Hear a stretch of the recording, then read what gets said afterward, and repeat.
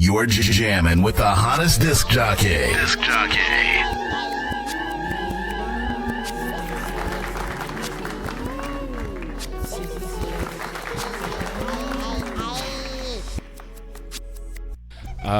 You already know who it is. Your boy DJ Jesus Warhol back here on the NittyBumVille Radio Show, only on the NittyBumVille Radio Network, and KJazz 91.5 out of Phoenix, Arizona, Sirius XM affiliated as well. Today is June the 5th, 2024. It's about 45 minutes at the top of the hour, 3:45 p.m.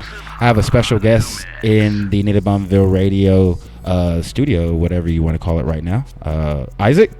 Yes, Isaac is my name. Isaac, welcome to the NittyBumVille Radio Show. Do me a huge favor, just reach up there just a little bit more. There you go. Just reach it. Got it. Perfect. We're right. Good to go. Yes, sir. Isaac, man, I think everyone knows what I do. I don't like talking about I don't like giving my company any attention on my show because they don't give me any attention. But everybody knows where I work at and stuff like that, and the engagement that I have with my customers, and growing up in the community that I work in and stuff like that. So I met Isaac. I don't know what we were talking about. Do you remember? I was doing a PayPal deposit. Okay. And we were just talking, and I think in the course of speaking to each other, you asked me if I'd ever done radio before. Oh, that's what it was. Yeah. I heard your voice, yeah, and I was like, yeah, this man definitely has done radio, because you can hear it in people's voices and stuff like that. And you said you did radio back in college? Or well, I was a communications major. I graduated at the University of Tennessee in 1999, and the only reason I went into communications was because I started off in psychology. And after 2 years in psychology, I realized that I wasn't really interested in pursuing much of an education at the collegiate level. And before I started my junior year, I went to one of my advisors and said I would like to switch to the easiest major to graduate without losing any prerequisites, because those prerequisites are hard to get. They are. I mean? So she just kind of looked at me strange and shrugged her shoulders and flipped through some pages and said, communications. And she said, I think you might do well in broadcasting. I said, well, that sounds good. And it actually benefited me quite well, because after I graduated college, I moved to the Virgin Islands, where I taught scuba diving for about 17 years. But before I was on the radio, I'm originally from Tennessee, and I had a horrible, thick country accent. I was raised, I'm a biracial individual. My biological father's black, my biological mother's white, but I was raised by two white people in the suburbs. And the people I was raised by, my father has a PhD in nuclear engineering, nice, and my mother has she has a degree in elementary education, focusing on grammar. So as a result, between being raised in that environment and also being made well aware of the importance of diction and no slacking, effective communication, through being on the radio when I was in college. But like I said, I moved to the Virgin Islands directly after graduating college, and but it made it very easy for me to be able to talk to people from all over the world, essentially all over the states, and to be able to give a good dive briefing and effectively be able to communicate all the information they needed to keep themselves alive while underwater. Yeah. Because I pretty much know a broad full of stuff. So if someone threw out a topic, I would know a detail or two that your average Joe wouldn't know. Sure. So I know, for example, scuba diving, there's at one point you can't just go up to the top. That is correct. You have to do certain protocols, because if not, you lose. Well, you leave yourself susceptible to decompression sickness, there's a couple types: decompression sickness type 1 and decompression sickness type 2. And 2 is more severe than the other. But for the recreational scuba diving that I was teaching and doing, you pretty much just have to ascend at a rate at 1 foot per second, and you'll be fine. Now, there are decompression limits once you get past 80, 100 feet or so. You can only stay at those depths for a minuscule amount of time before you are subjected to decompression sickness. But yes, that's extremely true. You don't want to get the bends while scuba diving. Yeah. That'll ruin your day and your hobby. Yeah, and if not, maybe your brain or anything else. It can kill you. Yeah. Yeah, I mean, that's the very severe type of DCS type 1, that basically gets in your joints and your muscles. So when they first started discovering about decompression sickness, it started with miners, and when they would dig, miles down under the earth and then send miners down there, essentially these men were working under extreme pressures due to being obviously under the earth at a significant distance. And when they would come back up, ride the elevators back up, they call it the bends because these tiny nitrogen bubbles that they would accumulate in their system while being down there, while breathing, that they couldn't properly off-gas due to the fact that they were under pressure. When they just rose back up to the surface in the elevators, they didn't give themselves proper amount of time to off-gas those nitrogen bubbles, and just like taking up a Coke can and shaking it and then open it real quick. Basically, those bubbles can rush into your bloodstream, they can rush into your joints, and DCS sickness type 1 is when it rushes into your joints and your muscles, and they call it the bends because these men would get up to the surface and they couldn't straighten out their arms, or they couldn't stand up straight, so they were bent. So they call it the bends, which essentially is nitrogen bubbles that have accumulated in your joints or in your muscle tissue way too quickly. And then if it gets into your bloodstream, that's DCS sickness type 2, and that can kill you because it can basically turn your blood into cottage cheese, which is not a good thing. Yeah. So you basically get a large accumulation of nitrogen bubbles in your bloodstream, and that's really bad. But with recreational scuba diving, that's a very easy thing to avoid. But so being in broadcasting, I always say that I never use. Well, people say you never used your college degree, and I beg to differ and say that I had to effectively communicate with a large demographic range, of people from all over the world, and so it did work to my advantage in the long run. So being from Tennessee, I'm from Texas. I got some family in Tennessee. One of my aunts lives in Nashville. My dad almost went to Vanderbilt to go play ball. He got offered there, but he turned it down. So Tennessee is very, when I think about Tennessee, I think about, is it the Smoky Mountains? That is correct, Think about the Smoky Mountains. You think about the culture, music.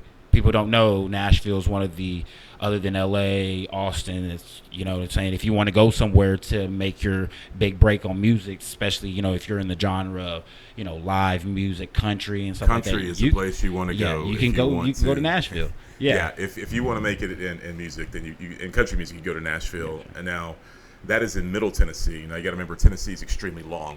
Huge.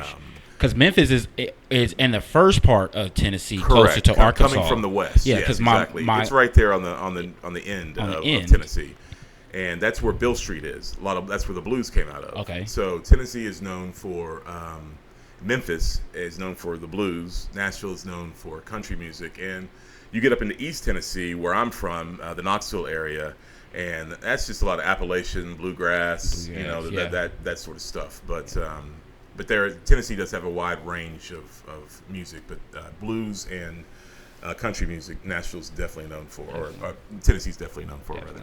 Definitely. Because I've never sat down and talked to anybody from Tennessee before. Like, you hear Tennessee, especially being from Texas, the first thing you think of is Memphis. You know what I'm saying? You don't think, obviously, you got the Tennessee Titans, you got the mountains, Appalachian State.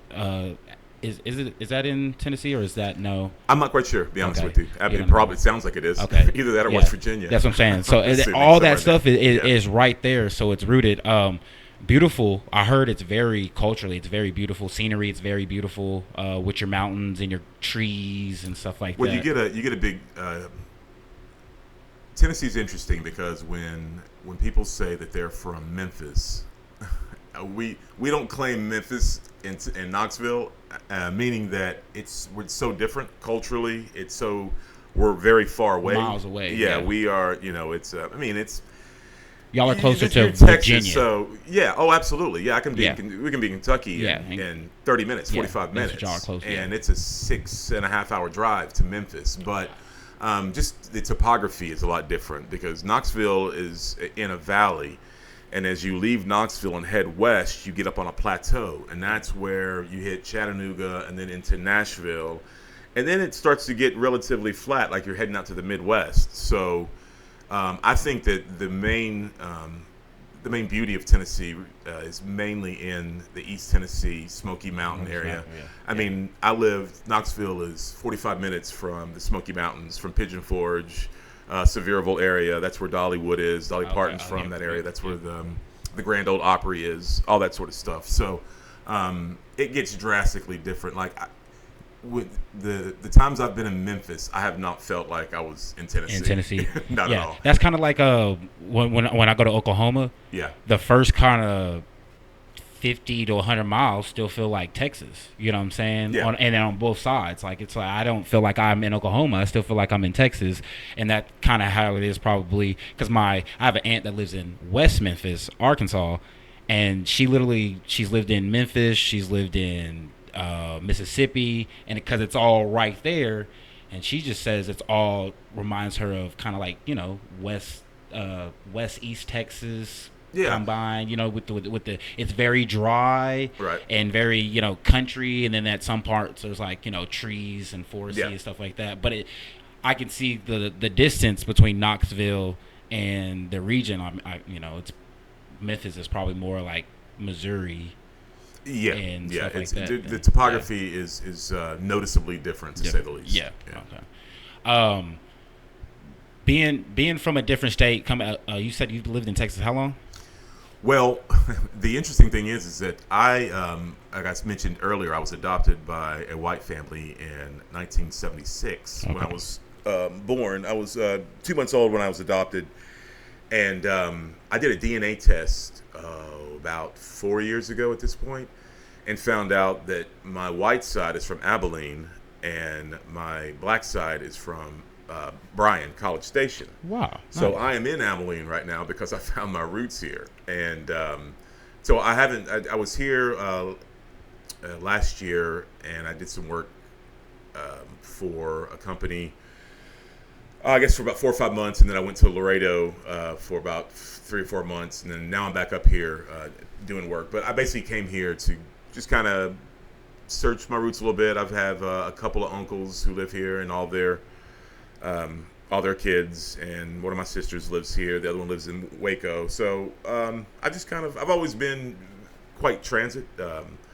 I've traveled a lot, lived in the Virgin Islands for 17 years, but spent time in Costa Rica, spent about a year in Australia, but home base was in the Caribbean for a while. So I've always been relatively transit, and will continue to be so. So I'll be in Abilene until I get bored, and I just happen to be here because I found out that I've got family here, and this is where my roots are from. So dive into that a little bit, because I've also never had anybody that's been adopted on the show. That's pretty interesting.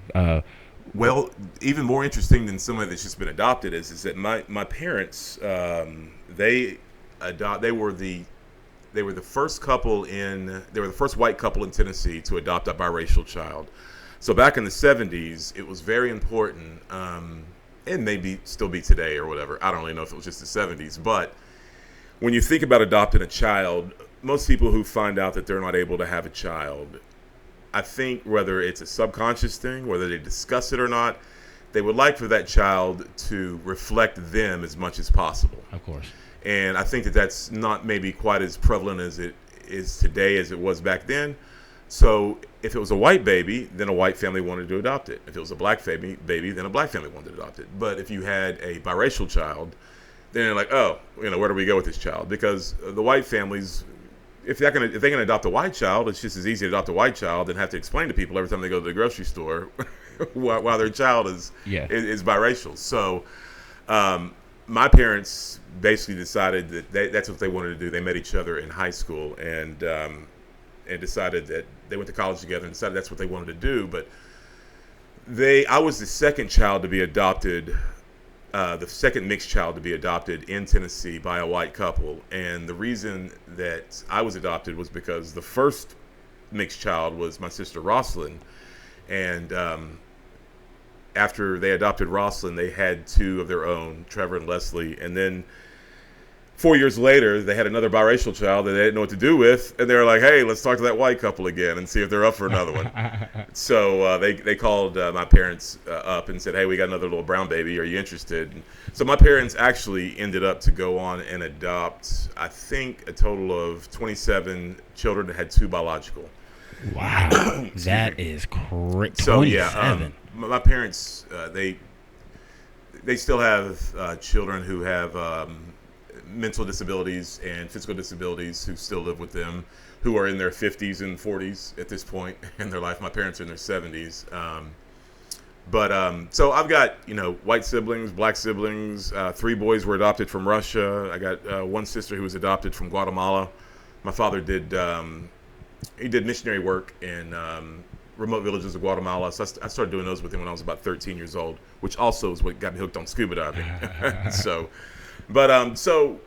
It's quite a unique story to say the least. But they adopted a whole bunch of kids, and they're it's an interesting story to say the least. That is pretty interesting. So being adopted, and you said you discovered some of your roots out here. Do you know the, if you mind me asking, like the maiden of the family out here in Abilene? Do you know the last name? Do you know the Hill? The who? Hill, Hill. I don't know any hills. King of the Hill, Bobby Hill. I don't know any hills. Sorry, guys. Well, what's funny about it is that I was the family.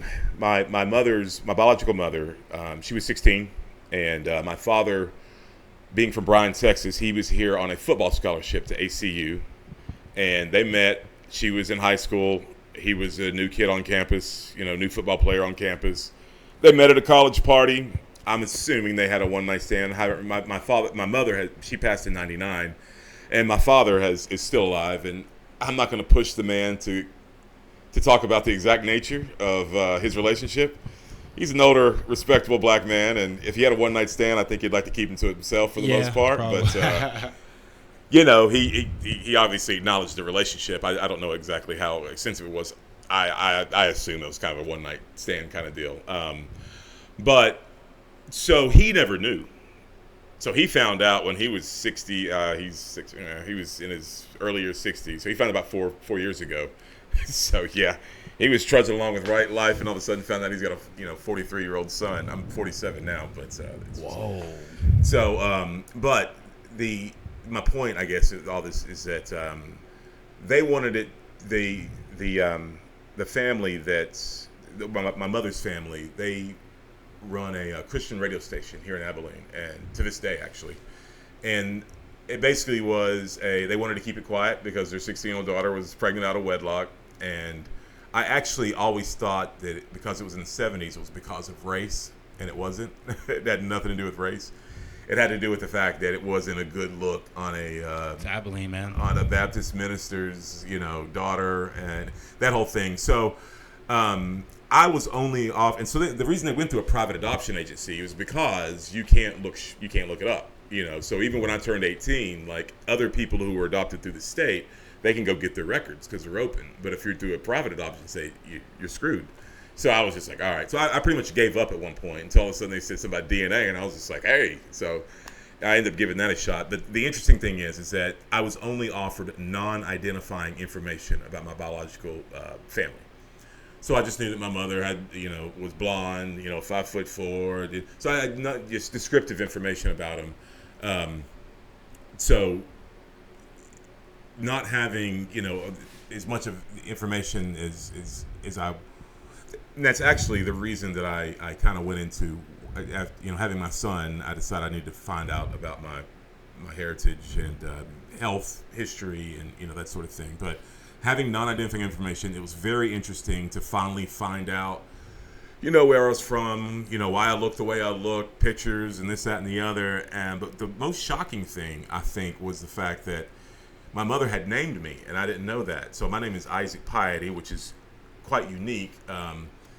But the name that I was born with and my mother named me is Jeremy Hill. Jeremy Hill. Yeah, and they're like, anybody who knows me, and I've told them, like, yeah, my mother named me Jeremy Hill. They're like, Jeremy Hill, you are not. And the other thing that always pops in my head is King of the Hill, the cartoon. I'm like, I'm a Hill. I'm Bobby Hill's cousin. Jeremy Hill. But anyway, they're. I know that my uncle Larry Hill here in Abilene, he's a big philanthropist. He does a lot of good things for. Oddly enough, my uncle Larry and my father did a lot of philanthropy with mentally challenged people, and that's what my uncle does. Who they've got no relation, obviously, but yeah. And then I think my other uncle, Gary, runs the radio station here. And then I got a sister, Sabrina. She works in insurance or something or other. But yeah, I don't... I don't... we don't speak a lot. I don't speak a lot with most of the people in my life that I grew up with because... They find it difficult. Well, I don't think I've mentioned this. That I'm a hardcore atheist. I'm a skeptic. No, you said that earlier. I was off the air. I was raised in a very evangelical Christian home, and Tennessee, man. Yeah. I mean, it was I went through the whole Satanic Panic, in the late '80s and '90s and all that stuff. Every rock band was, worshiping the devil and all that kind of stuff. And I've been a skeptic since birth. The first time I heard the story about Noah's Ark, I think I was 5 or 6 years old, and I was trying to digest that in Sunday school, and I just was going, it didn't make any sense. I don't think so. Yeah. I was like, how about them kangaroos? Yeah. Yeah. So I spent most of my childhood, we were at church every Sunday morning, every Sunday night. I was always involved with sports, so I didn't have to get involved with stuff during the weekdays, like Wednesday, kids youth service or whatever's going on with that stuff. I did everything possible to try to avoid having to go to church. I really didn't enjoy the experience at all. And I pretty much, at around the age of 12, I kept telling myself, you know what, well, then you just have to believe because that's what everybody tells you. And I'm like, well, I'll just pretend. And then I thought to myself, well, if God is who they say he is, and I'm just pretending, I'm not going to be able to go up there and go, he's going to go, hey, yeah, I know what's in your heart.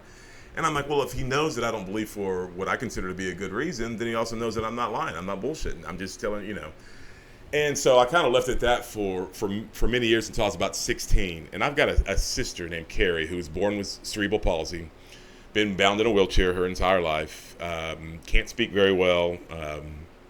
You have to know her and be around her on a regular basis to understand pretty much anything she says. And it was tough seeing all the things she had to go through, the seizures she was having, and it's difficult to reconcile a God that would, put someone on the earth like that, and at the same time, I couldn't really reconcile that or figure that out. But one thing that the church my parents went to would do that always irritated me, but not as much as the day I was about 16 years old. All the men from the congregation would get up and they would call Carrie to the front. And so she'd buzz down there in her little electric wheelchair, and they'd lay hands on her, and they'd say, Carrie, we see you walking and talking in Jesus' name. And then they'd do some praying and whatnot, and then she'd turn around in her wheelchair and go back, and she was delighted. She was ecstatic. She had a big smile on her face because she got attention, But I just remember at one point, because they would do this on a regular basis. I'm not talking about every Sunday, but, 5 or 6 times a year, they'd put on this show, this display. And it just annoyed me. And I remember when I was about 16 years old, they did that. And it was just everything I could do not to cause a scene and just say, what the fuck are you people doing? Like, why do you keep doing this? But you could still see the smile on her face, and ignorance is bliss. But that pretty much was just like, I can't pretend like this is fun or like this is cool or this is believable or any of that stuff. So as a result, everybody in my family, my adoptive family, my biological family, my uncle, my father's side he runs a church. He's a pastor at a church in Bryan. My father's a deacon. Christian radio station. Yeah. Well, listen. When I came down here to visit, when I found out my roots, and then they heard that I'd done radio before. They're like, we gotta have you on the radio show. So I was on the show, but I just met them, so I didn't have the heart to go, hey, you don't want to have me on this Christian radio show. So I just dodged everything, and they'd say, well, it's just amazing what God has done. And it was driving me crazy because here they're saying, we've prayed for this day. We've prayed for this day. We've prayed for this day. And then so I'm the one that did the DNA test and used the science in order to find them. But they're giving credit to some god saying, I'm just like, I'm like, that's just a little silly to me. But here again, I'm on your radio show. I'm not going to call you out on this right now, man. I'm just going to go along with it and go, yeah, Uncle, it was crazy, man. It's interesting how things work out. Now, this is a different type of radio program around here, so you're allowed to call people out. I figured but once again, that was more under the, like if it were today, I mean, this was years ago. This was 4 years ago. I had just met these people. Yeah. So I'm not going to go on and, I know that religion. I've been around religious people my entire life, or growing up. It was that way, and so I know that they don't respond well to that sort of thing, and it's a little bit of shock to some people's systems when you tell them that when people have a hard time understanding the idea of someone not believing in any gods, and it's been in my experience that people need a minute to be able to digest that, and yeah, I didn't definitely. Think it was a good. Yeah, I definitely needed a minute when he walked in off camera, off record. He started going, and I was like, okay, so I have a cousin that sounds just like that, and it takes me a minute. I have to dialogue everything. I have to process everything. So, we're going to take a little quick break, real quick, sure, so I can give these sponsors a little shout out, and I can pause this, and we'll come back. Kiko's Mexican restaurant out of Corpus Christi, Texas. Thank you so much. Fatheads Barbershop in Abilene, Texas. 2 Mile Movement in Dallas, Texas. OTW KTF Productions in Abilene, Texas. We appreciate y'all sponsors. We're about to come back and get back into this.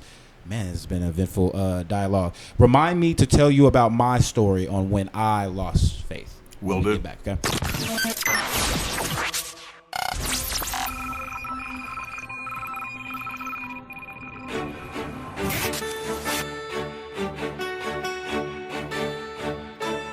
Sometimes it's easier for everybody to get together when they get away. Along the way, you can count on Valero being there with everything you need to get you where you want to be. And as you travel, open your eyes and see why they call it America the Beautiful.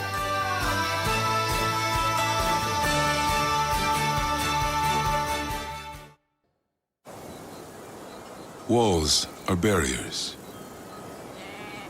They divide, separate, segregate.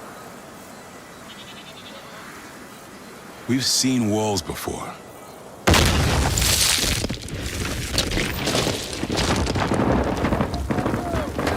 They always fall.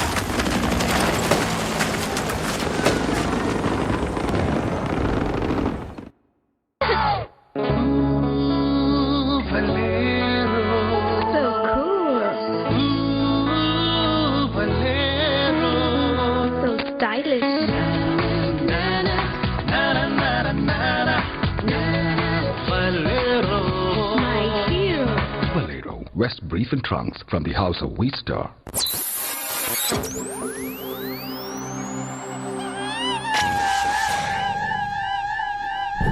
We on? Yes, sir.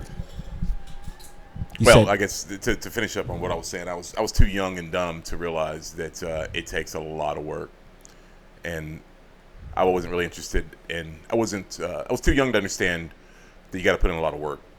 Not interested in that? At the time, no, I wasn't. It was interesting getting to. We talked about this off air a little bit, but getting to know Kenny Chesney was that we talked a lot about the times when he would play in bars when there would literally be 3 people in there, and he said I'd always play it like I was playing for a lot of people, and some people have that, and I didn't have that. Like we would do a show and we'd have 200 people packed into a bar. And then the next weekend, we play a different bar, and there'd be 20 people there. I couldn't tell. My ego couldn't handle that. Yeah. I was too young, and I had way too big. I got little, I guess what you would call narcissistic tendencies. Okay. So at the time, I wasn't mature enough to realize that that's part of paying your dues. And it was also as I matured, it was obvious that I wasn't doing it because I enjoyed playing the music. I was doing it because I enjoyed getting attention. And that's funny that you said that because when we talked off air, you don't really believe in all the astrology stuff. Correct. But that's the people who do. That's one of the biggest negative things they would say about a Scorpio. It's the narcissistic Tennessee's. Well, listen, Very aware. I've heard that quite a bit, and Shout out to Drake. there is no denying a true narcissist would call me a fraud because I could name very easily many movies that I cry at the end of. Songs move me to tears. I have an extraordinary amount of empathy, so much so that I almost like to sequester myself away from the world because it's difficult for me to understand child cancer and starving children and stuff like that. So and to mention that, yeah, because literally yesterday I'm getting an argument outside late night, and some dude tweaked out comes up to me asking for a lighter. I told him no, and then he proceeded to say, "Bro, we're all going through something. My mom just died," and I literally, like, I don't know if he was telling the truth or not, but it was just that, like, I understand where you're coming from because, like, I literally wanted to start talking about his mom that was dead, but I didn't. I had to stop, and I was like, I can't go there. Yeah, I can't get involved. I can't get involved. I'm just going to cuss you out regularly. I'm not going to get on down that route because, like, now at this point, he's not leaving our premises. He's still standing there. So it's just like, I understand where you're coming from when you say that, like, child, like, it's hard to be like, okay, you know what I'm saying? Just like I told him, it's like, bro, we're all going through stuff, you know? Yeah. Like, I feel you. Maybe I sound like an asshole when I said that. No, but not at all. Listen, I get accused of being an asshole on a regular basis, and a lot of fun. And the reason is that I'm not interested in bullshitting people, and I'm not interested in you bullshitting me either. And I have over the years allowed myself to get over my narcissistic tendencies for the most part, and to suppress my ego and vanity and those sort of things that are unproductive and obnoxious. But one thing that I can't let go of is I can't allow you to insult my intelligence. So when you feed me some bullshit, I really feel like I'm going to stand my ground and defend, what I consider to be some piece of bullshit you're trying to feed me. And, I'm still allergic to that. and it'll never really be something that I could never really get used to. I don't like it when someone thinks I'm stupid. No, I'm the same way. And you know where I work. So that's why I have to have that battle. I hate people that feel like I'm stupid. The customers that feel like, hey, I need a pack of the Montego Red 100. I need a full flavor 100s. The red pack, that one right there. So then I always grab and be like, well, I'm colorblind. Like, I always play stupid. Like, I don't know which one this is. Like, this is all you talking about this purple one right here? Yeah. And I don't like doing that or having to feel to the point where I get to the point where I'm like, hey, I did attend Northwestern, right, for a master's program, right? Like, oh, well, no, I don't know what that means, but like some lady laughed the other day because she was from North Carolina, so I think she thought I went talking about Northwestern, maybe North Carolina, even though there's no such city or such thing. And it's just like, I don't like having to explain that to people, but then at the same time, is that narcissistic that I'm like, oh, well, my fucking ego doesn't want to allow that just to let that go. Like, I want to be able to put this person in their place just because they're putting me in a place that I'm not currently supposed to be in. You know what I mean? I'm not unintelligent. I'm pretty intelligent and pretty articulate. I can, I'm pretty aware. All you got to do is just, like you said, communicate. Don't feed me no bullshit. Yeah. So I think that's what that is. Well, I think that a lot of people suffer from what's called the Dunning-Kruger effect. I don't know if you are familiar with this. There are two scientists. I can't remember their first names, but both of their last names are Dunning and Kruger. And they did this experiment where they got people to rate themselves on how well they were educated. They would watch, say, a 30-minute video on something, and then have them gauge how or their level of comprehension of that particular video that they watched. And essentially the experiment showed that the people who were less confident in the outcome of them being tested on whatever they watched, or the extent of how much they knew, the people who were less confident in that knew the most, and the people who were overly confident, the ones who thought they would do very well, knew the least amount. And I think that you're finding the Dunning-Kruger effect in society right now it's so out of control because of all the information that people will watch 2 YouTube shorts, and all of a sudden they're an expert on what's going on in the Antarctic, and what pyramids are hidden up there, just all kinds of crazy shit. And when people when they get enough information to back up what is fun to believe, or what is interesting to them, or what makes them feel unique because they got a piece of information that other people don't have, and there's all sorts of different reasons why people want to appear to be smarter than they actually are. And that was a lot of I had several journeys on psychedelics, which allowed me to be able to realize that the more I learn just how little I know, the better off I'm going to be. Yeah. And trying to create the illusion that you're smarter than you are only prevents you from being able to actually become smarter. Because people don't want to feel like they're dumb. Yeah. Or seem like they're dumb asking a question or saying, hey, I don't know about this. Right. You go to the car dealership or, car shop, and they're embarrassed, except just saying, look, I don't know. I'm not a car guy. I don't know mechanics. You know what I'm saying? Just like I can take that mechanic and bring him in here and tell him to mix down a song, and he's not going to know what to do. So it's vice versa. I'm the exact same way. I am not a mechanic guy. It's funny to me anytime I've had a car and something's gone wrong with it, I'll walk up to the front and I'll open up the hood and I'll stare at that engine, and basically I'm just checking to make sure it's still there, because that's the only thing that's all I can do. Hear for some sounds, that's it.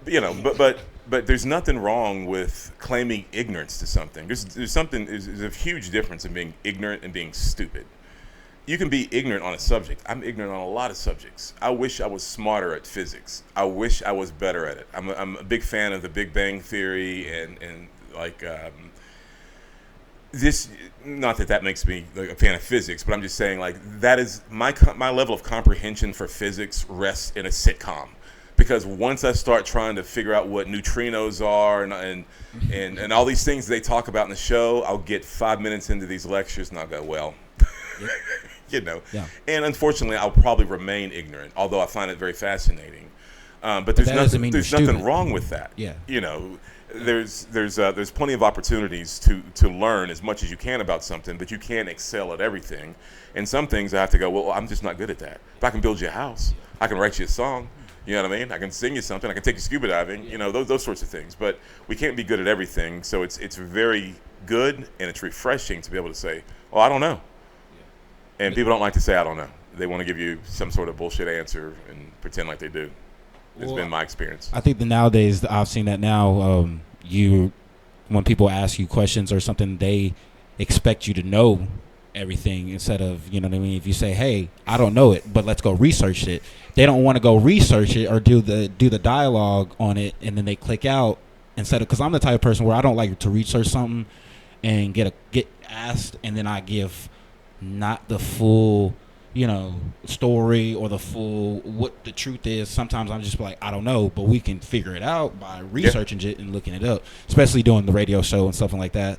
We're having to give the opinion, but I'm always wanting to give the facts too with it. I don't want to just be like a lot of media bases that are just saying this and saying what I don't know anything. I'm not an expert on. I'm only expert at what I feel like that I've given my what they call it, the 30 hours, or 30,000 hours. Or, yeah. What I'm saying? You've done your time and put it in. It's like I consider myself a carpenter, but I've never been to a carpentry school. Yeah. I've just done it since for 25 years. Yeah. But I am a certified scuba instructor, and I could prove that to you. But I know So there's certain things that you put enough time into that where you can say, yes, I consider myself to be somewhat of an expert on this. But one thing that I always do when I'm presenting something that I heard or something that I have not researched enough myself, I say, this is what I heard, and this is the sources that I heard it from, which are always very poor. They usually start off with a YouTube clip or some bullshit. And I was like, well, I've heard this from a few different sources, all which are not respectable, all which are not peer-reviewed, But that's where, if you have a question about something, and most of the times, most of the questions that come up that people present, I'm not interested enough to go and research it. Either I don't care or I don't believe you. One of the two things. Yeah. And there's very few things where I go, I'm going to find that out. And usually the things I actually want to go find out are usually quite arbitrary, like things like, why Why they say mind your P's and Q's? I have to go look that up. Do you know why? No. You ever heard that? Mind your P's and Q's? Mind your P's and Q's. So apparently that's what a wife would tell their husband back in the day before he went out to drink. Mind your pints and quarts. Mind your pints. So we're about the pints and we're about the quarts. Yeah, you drink. Mind them. Don't drink too many. Don't drink too much. Yeah. Makes sense. Watch out. Watch so out. in I guess like Ireland, Scottish, English, whatever, they say, mind the curb, mind this, watch out, mind your P's and Q's. Mind your P's and Q's. Don't drink too much. Interesting. So yeah, a little bullshit like that my mind won't let go of, but trying to figure out what a neutrino is, I gave that up as soon as about 5 minutes into the lecture. Nothing wrong with that. No. I'm gonna tell this story and then I'm gonna segue into get into your atheist spill, because I have a good friend, my man Sam the goalkeeper. We used to have a podcast back in the day. Best friend, grew up with him and all that good stuff. He is the same way. He doesn't believe in any of this. He's like, man, dude, we're here, and then the next moment we're not. So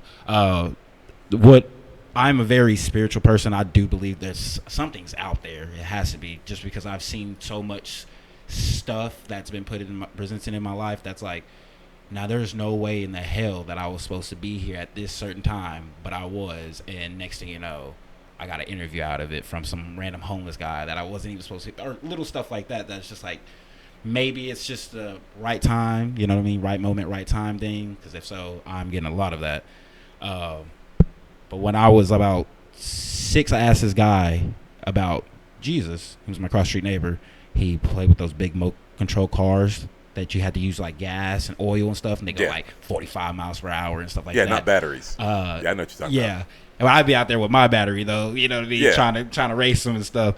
And I asked him about God, and he told me that if you don't believe in God and if you haven't been saved, you will go to hell. And I being a 6-year-old, I was like, so what about the kids in Africa that they can't go to school and they can't research, and they don't have TV to go to whatever, and basically they were born on the wrong side of the world. They were screwed. Tough shit. So I said, so do they, if they don't get God, do they go to hell too? And he was like, yeah. I was like, even the poor people that can't, and they have. He was like, yeah, man. If you don't, and at that moment I was like, yeah, something's not adding up. You know what I mean? And I started questioning. I told my dad, like, I was about 15. I was like, it's not that I don't believe in God. I just don't feel like some dude walked on the water. Like, I've tried to walk on water like that, and it's just not working for me. So what's the difference between this guy and me? Like, you know what I mean? No offense to him. And then, you start talking to, like, my cousin. He's real big on I don't know if it's the 14 lost tribes of some 12 lost tribes of Israel, and then there's there's a Jesus, the 16 prophets or whatever. It's pretty much a book about Jesus' story over and over, and it has all these different people, and they pretty much went through the same thing. And he's always talking about how Jesus, the letter J, is only certain amount old and stuff like that. Yeah, you know what I mean? He's one of them dudes. Raise your vibration. Yeah. You know what I'm saying? Yeah. We that type of dimensions. Yes. You know what I'm saying? All that stuff. So I don't really know the difference between atheists and, because to me, what my buddy is, Samuel, and what my cousin is pretty much the same thing. He just stops caring about it at some point, and my cousin doesn't. Does that make sense? Like, yeah. Well, the easiest way to describe atheism, in my opinion, is I lack a belief in a God, in any God. So, let's just say there's been I think presented somewhere around 5,000 gods that you can look up throughout history that people have claimed to be the God, or one of the gods, however it may work out in a pantheistic type setting. But the difference between someone who believes in their God and me is just one God. I think it was Ricky Gervais who pointed this out, and he said, "You believe you turned down 3,000 or 4,999 gods, and I turned down 5,000 gods. So I just turned down one more God than you do." And so out of all the gods that have been presented, all I'm saying is none of them seem legitimate to me. And at the end of the day, if you look at the word theist, that means that you have a God belief. Atheist is that you are without a God belief. Like apoxia is without oxygen. It's simply just, I don't have a God belief. And I think that the most dishonest thing a human being can do is to lie to yourself and say that you believe something that you don't, because I don't think you choose what you believe. I think you believe it because you have a certain amount of expectation that that thing's going to happen. Like I believe in gravity because I have a reasonable expectation that that theory, that scientific theory, is going to enact itself if I try to do something foolish like jump off a building. So, you know, there are certain things that I'm in. If you make an extraordinary claim, I think Carl Sagan said this, then it requires an extraordinary claim. It requires extraordinary demonstration. So take, for example, if you were to tell me, hey, Isaac, I have a car outside and it runs on gasoline. I'm not going to be interested in going out there and seeing that car because I know the cars run on gasoline. That's not interesting to me. That's not an extraordinary claim. But if you tell me that you've got a car out there that runs on air, then I'm going to have to go check this out because that's an extraordinary claim. So as a result, yeah, let's get up and let's actually take an effort and go out there and see what you're talking about because this could change the world. So if you have got a God claim that you can prove to be true and prove it to everybody, then sure, show it to me. That can change the world. But if you have failed to do that, not to everybody else in the world, if you failed to do that to me, for me, then I am completely justified in going, well, I don't believe in Allah. I don't believe in Yahweh. I don't believe in, the Indian gods. I don't know all the, I don't believe in Zeus. I don't believe in Poseidon. I don't believe in any of them. But people get really offended if you don't believe in their God. And what people really get irritated with is when they'll say, I believe in God, and I say, which one? And they look at me like I shit in their Cheerios. I mean, it's like, there's a lot of them out there. Which one do you believe? Now, depending on where I am in the world, I know which one. If I'm in Texas, I know which one. Yeah. But it's just a point of me saying, well, there's a lot of them out there. Which one are you afraid of? Which one laid down the laws that prevents you from going out and raping and killing? Because I don't do that stuff, not because of an internal reward or because someone told me not to. I don't do it because I don't want to hurt my fellow man. I don't do it not because of some doctrine. I don't do it because I don't have the inclination to do that. That's against my human nature to want to go out and do, those types of things. And in the event where I do happen to hurt my fellow guy, get into a fight or whatever and punch somebody, I'm very much a pacifist. I haven't been in a fist fight since I was 25 years old. But I always remember it every time it happened. I'd go, I don't feel good afterwards. I don't like this feeling. Yuck. Yeah. And it had nothing to do with it being morally right or wrong. It had to do with the fact that doesn't feel right. That's not right to do. And I've never felt in my life that I have remorse without the fear of hell. And that's another book I read when I was in college. I just quote shit. None of these are my original ideas. And I agree with them because I did feel bad afterwards yesterday cussing you out, random dopehead dude. So I apologize. I know you're probably not going to hear this, but if I see him, I'm going to apologize to him. I'll apologize. Do you believe in karma, and what about energy? How do you feel about that too as well? I don't. I don't believe in karma. I think that's essentially a Buddhist concept, right? Yes, it is. Yeah. No, I don't believe in that because if it was something that can be quantified. So, and I don't want to keep going back to the scientific method or going back to science or whatever, but there are far too many human beings in the world that don't get. So what's really popular right now is you'll see on these YouTube shorts I watch. I get addicted to them. They're terrible. It's mind-numbing, ridiculous stuff. Yeah. But I get hooked into them, whatever. I check out. But anyway, point is that you see these people and they'll go, oh, insta karma. And I like those. I like to see it happen. Who doesn't like to see somebody being an asshole and then turn around and get it immediately? Yeah. But the problem is that you know how many assholes were on that road that day? A lot. There's only one that got caught. There's only one that got the karma. How about all the other assholes? Do you know who Charleston White is?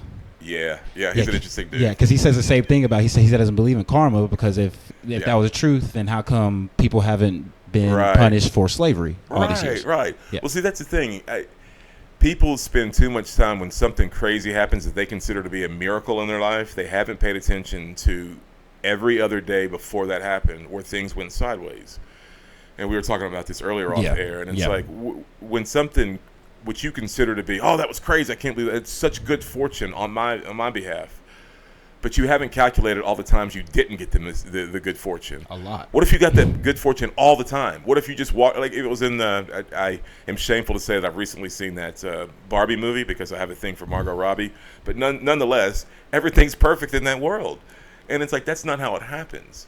And it's like, if there was some sort of controlling force of all the good people in the world, then some of these saints out here who are doing everything right would just be walking on clouds all day, and that's not the way it happens. You don't think that there's, like, for example, if we took like 100 wealthy people from the DFW area, because it's all spread out from Dallas, Highland Park, Plano, Fort Worth area, and we just took 100 of them, you don't think that they're essentially what some people would say their odds or luck would be better than if we took 100 surveys of like people from Oak Cliff or Baltimore, Chicago, you know what I mean? Look at their look at their week and see like, okay, 30 times they had bad luck. Only 4 times they had good. Compared to this rich dude, he had 47 good lucks and 1 bad luck, which was his wife.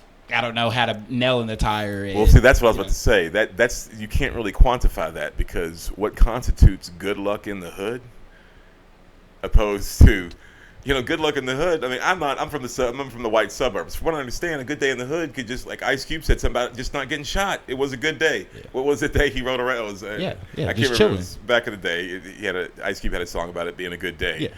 And it was just, and nothing crazy happened. That was the whole point of the song, is just that, like, nobody got shot. So, to talking about your analogy or your comparison there, I mean, what would constitute a bad day for, people who live, in a higher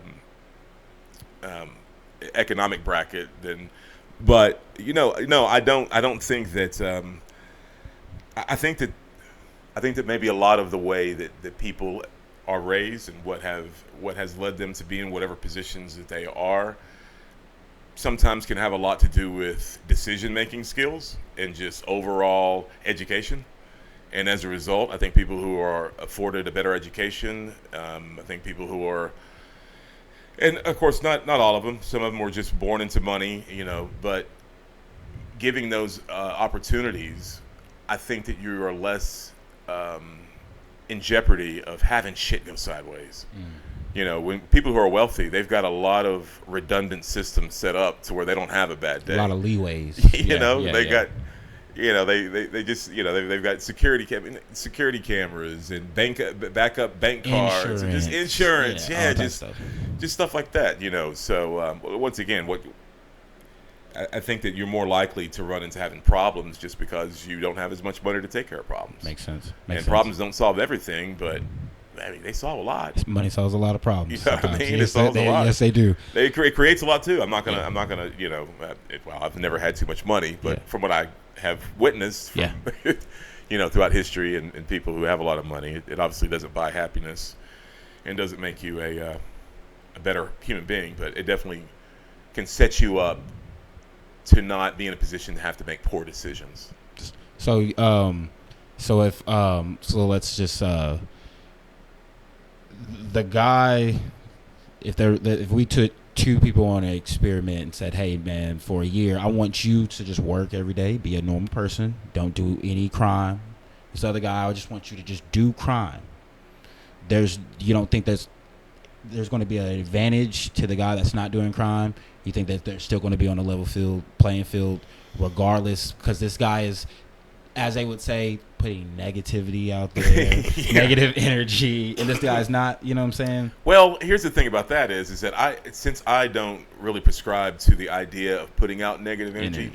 I do understand when somebody walks into the room and I can tell they're in a bad mood, there's something there. Yeah.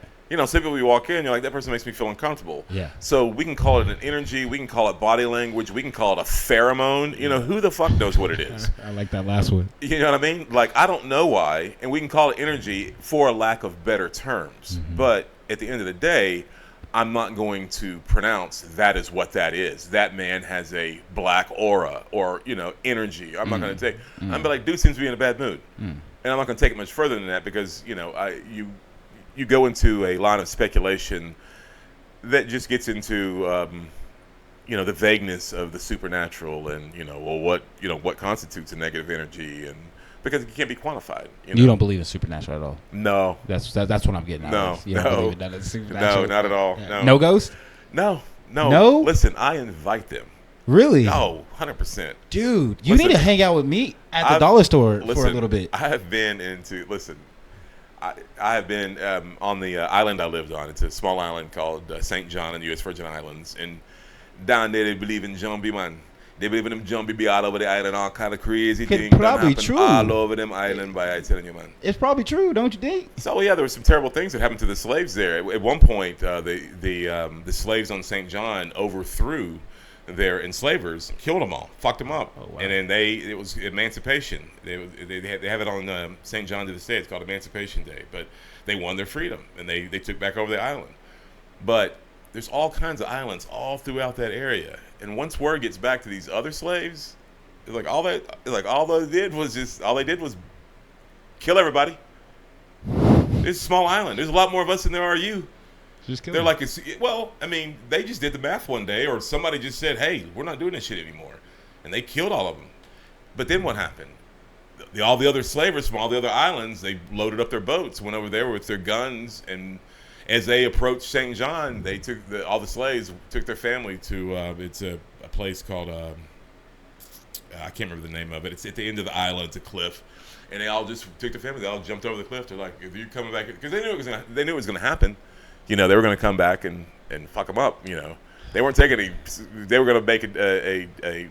So anyway, the point is that I've lived there for a long time. From my early 20s into my late 30s, and I invited it. I would go to places, and I'm just not sensitive. I don't know.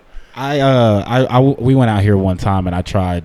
I feel like I'm on the side of both, like, because I've gone to places out here and where some people are like, yeah, I seen some crazy stuff, and I'm like, man, we went out there, we flashed the lights, did all that stuff, we didn't get anything.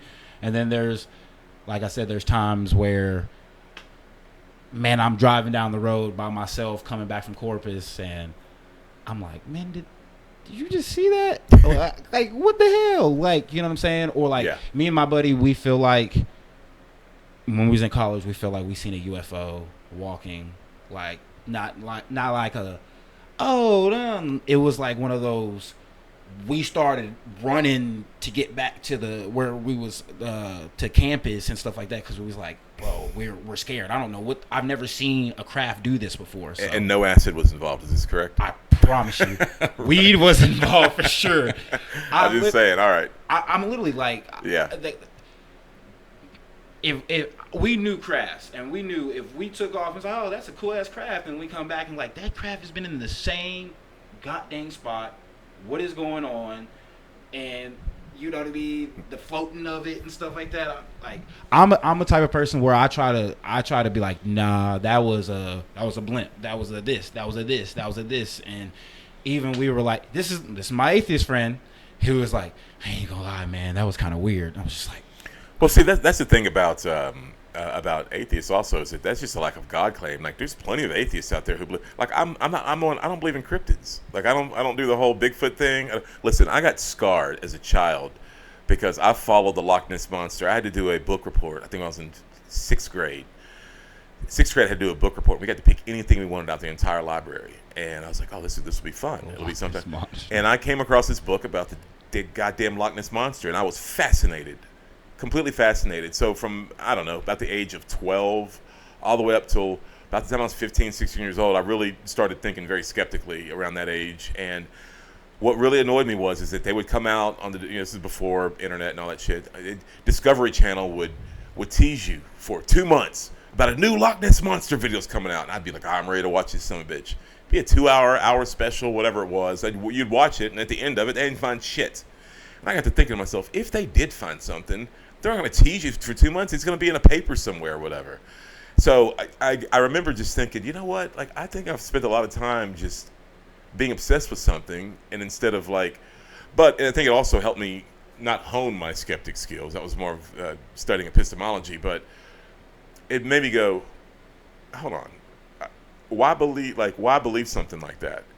You know, I don't have any good reason. There's not been one good reason other than personal testimony in some blurry, grainy ass, weird photos. And so I remember just thinking to myself, I'm not interested in being, in anything unless you can get me a good picture. Now that we have AI, it's not even worth watching anymore. It's ridiculous. I've seen stuff so recently, I'm just like, that's just stupid. I seen something so stupid today on AI. It was so dumb. I hated it. How long you got? You good? Yeah, I'm good. Yeah. You good? Yeah. You got one? One more break off, guys, and then we'll be coming back. The 3-2 card show will be happening next month, or actually this month. It's June. Go to facebook.com/325 card show.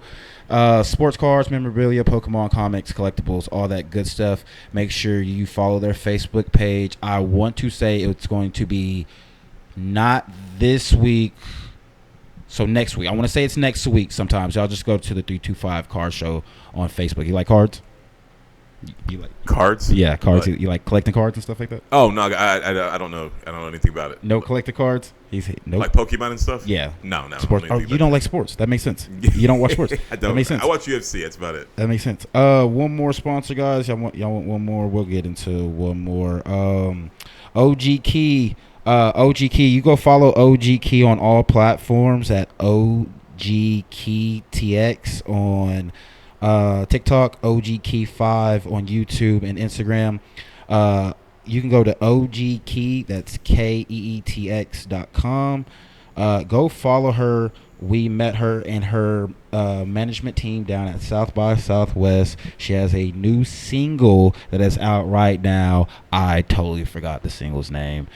I apologize. I'll put it in the bio of this episode, okay? We're going to take a quick break, and then we're going to come back and talk about pyramids. All right? It's boy DJ Hayes as well.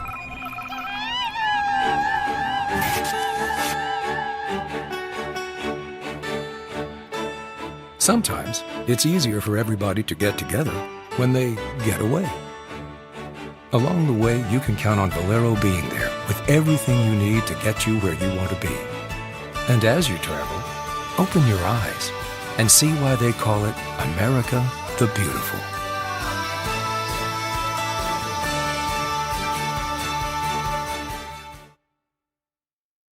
Thomas Jefferson here. You know, founding father, third president.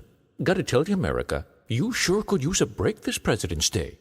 Global Jeep couldn't agree more. That's why this February we're giving America a break. A 2014 Jeep Cherokee just $169 a month, and a 2014 Jeep Patriot for $149 a month. Nice. So, where is this Global Jeep? Route 22 West, North Plainfield, New Jersey, or globaljeep.com for details. Say, could I get a red Jeep Cherokee sent to Monticello ASAP? Walls are barriers. They divide, separate, segregate. We've seen walls before.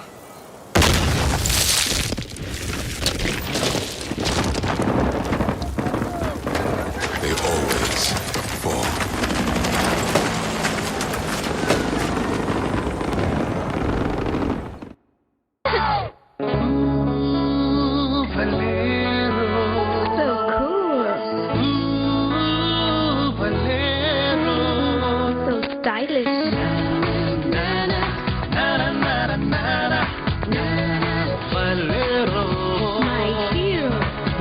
West Brief and Trunks from the House of Wheat Star. Stand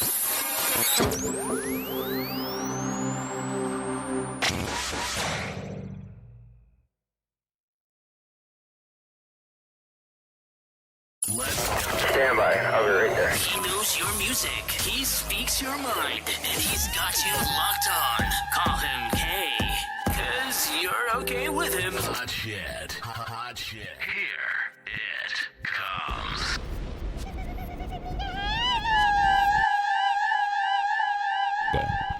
any if you've got the opportunity to say, I believe in God, then that means that God can do anything. So if God tells you to drown your 5 children and you do that, how can you argue with that lady? Or man, I was happy to be referring to, I think Andrea Yates was her name. Yeah. But when you are able to say that God is like, okay, well, it's an immaculate conception. Well, you have to have semen in order to make, yeah, but God did it. There's no argument after that. You understand what I'm saying? So it doesn't matter what I say in reality. Like, my reality is dictated by a certain amount of laws, certain amount of principles, certain amount of things that I know I have reasonable expectation for these things to happen. You're not going to be able to get away coming to me and saying, my wife can't come to, I'm not married, but if I was married, my wife can't come to me and say, I've got a vasectomy, so I can't get you pregnant. She can't come to me and say, God did it. That's not going to fly. Yeah. You know, if it worked 2,000 years ago, that's fine. I mean, I don't know what the ins and outs are about that, but I live my life by a certain amount of reasonable expectations. And when things don't fall into those reasonable expectations, I don't really care what you tell me. It's, I'm not going to believe you, until you give me a good reason to do so. And, it's to me, it's the only plausible way to make rational decisions while we navigate this world we live in. You have a real, you could tell, because when I went to school for computer science, and then I started Ubering and started doing all this stuff, driving around, listening to people and stuff like that. And I started volunteering as well, and I switched my majors to psychology. I wanted to help people and stuff like that. And all that kind of stuff. You understand that, and so that was one thing. One of my psychology professors told me. He said, "You joke around, and you act goofy, and you do all this stuff as a defense system." Now, I got defensive because I thought he was talking about for myself. He's like, no, a lot of the times you're doing that for the outside world, so then they can show their true selves and who they really are. Because if everyone just thinks you're this goofy, whatever person, they're not going to take you serious. They think you're not a threat. Then that's when they realize, oh, you are a threat because you're processing everything, you're aware of everything. So it was kind of one of those things of like, when I hear you talk and you have this scientific mindset, it's a lot like, just because I don't believe you doesn't mean it's a problem. Where your average person goes, oh, you don't believe me, we have a problem. They take offense. You know yes, what I'm saying? they do. Yes. Yeah. And you're saying like a lot of it comes with theory and just experiments and stuff like that, just science, Yeah. So there's nothing wrong with that, Well, a lot of times people's beliefs become who they are, and so when they tell, especially when it's coming from a personal testimony and they're telling you something, and what I try to explain to people a lot of times is like, I'm not saying that you did not experience it the way that you are telling me, but I'm not convinced that there was an intervening supernatural force that was causing it, is all I'm saying. And I know that people say, oh, well, when I'm in a religious setting or I do whatever it is, they do their tarot cards or whatever supernatural thing they're into, I get this certain feeling, and I'm like, I understand that. Because the first time I went to go see Stevie Wonder, I got a special kind of feeling too. And I started crying. I started shaking like a little girl. And I was in my late 20s. But at the same time, I was having a real Beatles moment where I would see these girls back in the day and they're screaming and crying. I wasn't screaming and crying, but I had this overwhelming emotional feeling that caused me to get emotional. And I could have referred to that, or I could have described it as, I could have gone and said, Jesus touched me, or, I had a supernatural experience or whatever. But I understand enough about human biology to understand that when you get a shit ton of dopamine and serotonin dumped on you, and you've had it's a guy I have tattooed on my shoulder, for the love of God. I've worshipped this guy, as a musician my whole life, and it wasn't a religious experience I had. I just had a really great emotional experience and had a lot of different things going on in my brain at the same time that resulted in me having this really cool experience. It was a mixture of just overwhelming joy, and I don't know. It's just, I can't describe it. But so I think that a lot of times, especially when people are looking for something and searching for something and they want to believe something, it's really easy to get caught up in those type of emotions, especially in the right setting. Mm-hmm. That's why they always have music in churches. I mean, what else is going to set you off but some music? That's true. I mean, you can put on I'm a big music guy. You can put on certain songs you can put on, and if I get into my head and start listening to it, I'll just start crying, man. Like it's it's a good gateway to whatever people consider to be the soul, which I also don't believe in. You don't believe in the soul? No. No? So really? No. Yeah, I honestly believe that when you die, I think that you're going to get one last crazy ride, and because it takes, I've heard different things, and this is not out of any scientific journal or anything like that, but from a couple of sources I felt to be relatively credible, they say like up to 5 minutes after you die, there are still electrical impulses, like they can still be detected in your brain. And I've often wondered this, because I know that I've gone on some pretty crazy psychedelic trips where a 10-minute time period seemed like it was like a lot longer, like a day or so. Like a dream. I'm sorry? Like dreams.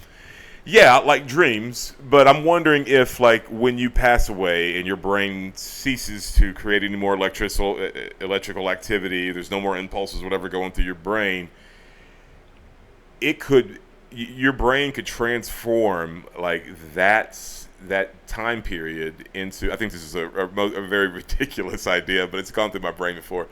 Maybe that's eternity. Maybe like the shutting off of your brain will feel like an eternity.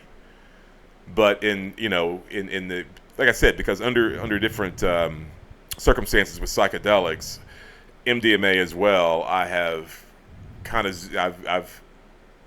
I guess what you called nodded out and then came back to, and maybe like 5 or 10 minutes had passed. Have you ever smoked salvia? No, I have not. But I've heard of salvia. I have heard of it. Yeah, dude, I tried salvia when I was a senior in high school. My buddies, they were my god cousin and our little group. It was like we were seniors and they were freshmen in college, so they had an apartment. We'd go over there, and that salvia trip felt like I was there for about an hour, and they said it was just literally 2 minutes. Yeah. So yeah, I can see where you're coming from. I mean, that's like the same thing about dreams. Like I have They say dreams last seconds. They say a lot of things. You know what I'm saying? Yeah, I know. Yeah. You know what I'm saying? They say it just lasts very quickly, but I'm like, there's no way in the hell, because I was here, and I traveled, and I got off the train and did this. So it's just like, that was more than just 5-6 seconds in a movie's time spec. So how are you going to tell me that? But then again, just like you said. Well, I used to practice this Kundalini yoga, which I keep telling myself I'm going to get back into. And it's people talk like it's like this big thing where you can get spiritually connected and all the chakras in your spine line up and all that stuff.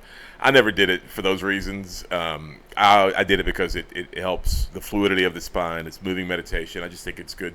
It's good mentally for me and whatnot. But what I did realize when I was doing Kundalini yoga is I felt great. And I wasn't trying to reach any type of enlightenment or anything like that. But I did realize that I was lucid dreaming a whole lot.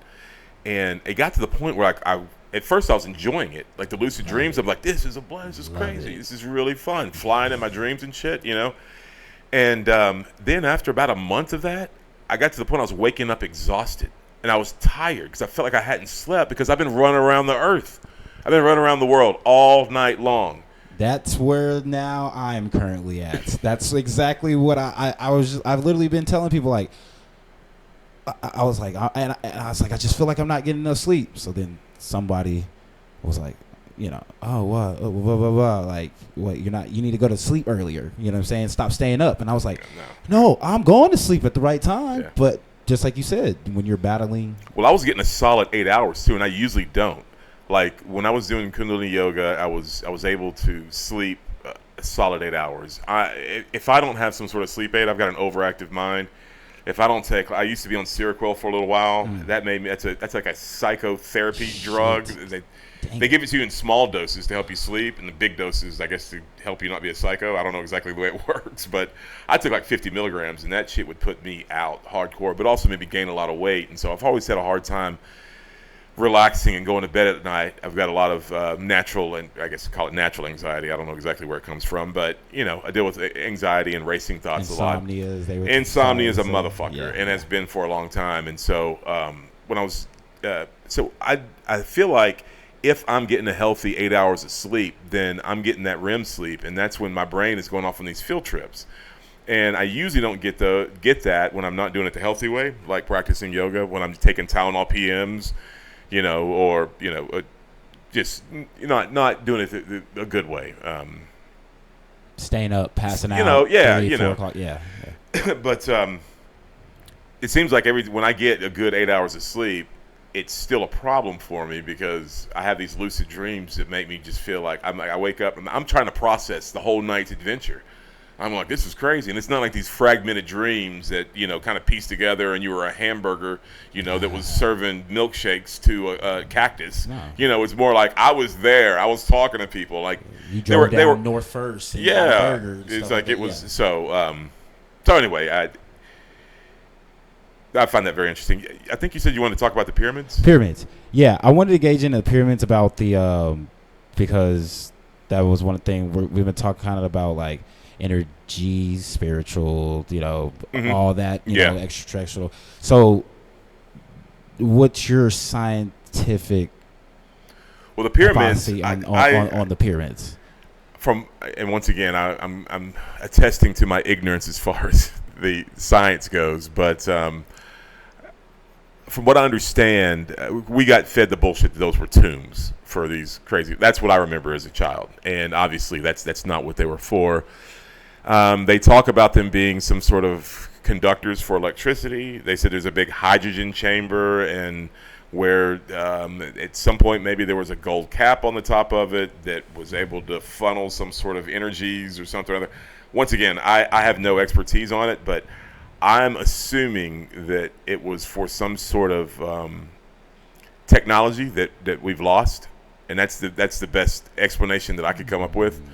And that's just based on me getting fragmented ideas from people who I consider to be respectful individuals in the field. I can see that. Because that's and I've been to. I told you earlier that my father did missionary work in Guatemala, and I've been to Tikal. Okay. And I've been to the top of some of those pyramids, and I couldn't tell you what they're doing all over the world. I mean, except for the fact that, it is feasible that human beings just realized that was the most stable way to make a structure. But I think there's a lot of weird things, a lot of weird carvings and different artifacts and stuff that are on opposite ends of the world and seem to have been influenced by each other. I think that the Anunnaki could explain that very easily. There we go. And that's why I always say, I don't ever, like, you ask me what I believe. I don't believe in anything other than it's not worth it for me to believe something that I don't have enough proof for to really say that I believe it. And also, I've brought myself to a point of proof as a skeptic that it's just, I don't want to come across as you can be a skeptic to a certain point, and at some point people just say, well, you're just being obtuse. And I don't want to be obtuse, but at the same time, I think that our bar for proof is lowered depending on how much we want that thing to be true.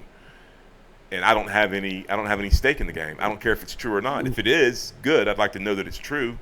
But if it's not true, I'd like to know that it's not true. Really, it should be the opposite, don't you think? Like, the more interested you should be in, well, I guess then that's where you get scientists, right? You should continue raising the bar. Yeah, well, I can only care so much. Makes sense. Like, I can't tell Neil deGrasse Tyson to go out there and figure out some shit that you know what I mean? Yeah. I can't, if I had enough money, I could probably get scientists to go figure out some stuff that I was really interested in. But I I don't have enough time on this earth, enough patience on this earth, or enough invested in some things that people get caught up in. I tell people this: I have a unique ability to not concern myself with the things that most people do. You've seen that. I can see that. I'm a minimalist. I'm a big fan of Diogenes. He's a Stoic philosopher. If you're ever interested, Diogenes was an extremely interesting philosopher. He got into several debates with Plato. He, along with the likes of Marcus Aurelius, Epictetus, these philosophers, I think, really have a good grasp on the easiest way to live life without having the overwhelming dread of the existential dilemma. I think most people are so caught up with pleasing their God or trying to figure out why we're here instead of just enjoying the ride. Yeah, there's a philosopher named Seneca, and he says this. He says, the meaning of life is whatever you are currently doing that prevents you from killing yourself. Love it. I love it. And to a certain extent, it's just like, well, if life is living and breathing and experiencing, if that's life, that's our definition, then whatever you're doing, so essentially me sitting here vaping is actively killing myself. Get the most experience out of life. Well, well, here's another thing I say about vices. People say, oh, heroin killed him, fentanyl killed him, crack killed him, alcohol killed him. But one thing that I don't think people take in consideration is that thing that ultimately killed them could have been the thing that was keeping them alive the times they were here. That there's a lady yesterday, not yesterday, a couple of days ago that I checked out at the dollar store. She was 76. Yeah. She just looks. She was like, I need to stop smoking and da da da. And I was like, she's like, but I've been smoking for like 50 years. And I was like, yeah, and it's crazy. You stop smoking now, and then you might, you know what I mean, pass away in a week or two because you stopped smoking. And if you would have just kept smoking, everything's fine. Because there's stories of stuff like that. Sure. The dude that did it wash or bathe for like, I don't know. Yeah. I know exactly. For like 10, 15, 20 years. And then I think it was ridiculous. It was like 40 years. I mean, it was something ridiculous. Yeah. And then they got him to bathe. Yeah. And then he died. Yeah, he died. Yeah, he died. Yeah. So it's just like. You hear stories like that all the time. And I think that a lot of the problem that people run into with in living their life is being concerned about their death. Now, I take death very well. I've had several siblings pass away. Like we talked about earlier, I've got a lot of siblings in my family. But I don't lament the idea of death. Once it's happened, I can get over it pretty easily and move on because that's just the way it is. And I'm not scared to die at all. Now, the process in which it happens, that can be a little bit scary. I got high blood pressure. I've been diagnosed with cardiomyopathy. So I'm almost 50 years old. So I'm going to be looking at probably having some heart issues and blood pressure problems. I'm concerned about having a stroke, that sort of shit. And so while I'm more concerned about the process of dying being long. So people who have cancer and they spend 6-7 years battling cancer and they're miserable. I had a sister who died from lupus. She spent her last 4 years of her life completely miserable. So it's not the idea of dying that bothers me. It doesn't bother me at all. People say, well, if you don't believe in heaven, you don't believe in it. And I'm like, how do you process in your brain? I'm like, what were you thinking before you were born? Nothing. I mean, so to me, that's very comforting. And to be honest with you, the idea of going somewhere for eternity and worshiping some God who apparently has some inferior complex where he had to create billions of human beings so that they could come up to him ultimately and worship him 24 hours a day. I'm sure there's not going to be a 24-hour day time period, but if it's eternity, listen, man. That doesn't sound very interesting. Doesn't sound fun. It sounds miserable. No, but that's what the concept. That's what the conception of someone would say of like my mom or somebody who's what I mean. Your parents, Tennessee, what you probably grew up in. I don't think God is this. People are like, God. You don't think God makes fun of people? No, I'm serious. I know the comedic side's coming out of me right now. I'm not on stage, but I'm serious. Like, you don't think God makes fun of people, or it's like, is okay with someone cussing or something like that. Like, if it's just stuck up where it's just like a cult, like, because that's all a lot of people would say. Be like, well, this is very cult like ish. You know what I'm saying? Christianity. If it's on that tip, no, I don't want to be there. But if he's going to be cracking jokes and, you know what I'm saying, would you say he put it on the earth, so, you know what I mean, for me and you, so what, you know, heaven's going to have some marijuana plants. Like, I think it's going to be a little bit different atmosphere than if it's just like a, you know. Well, I would agree with. I would hope to, you know, there's so many different versions of heaven that are presented by all different types of denominations, whatever. But I think ultimately, when you look at just the idea where people, yeah, that's kind of convoluted.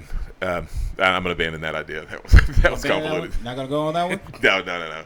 I was trying to find a little bit more gentler way to. My ideas sometimes can be a bit obtuse and no, go ahead.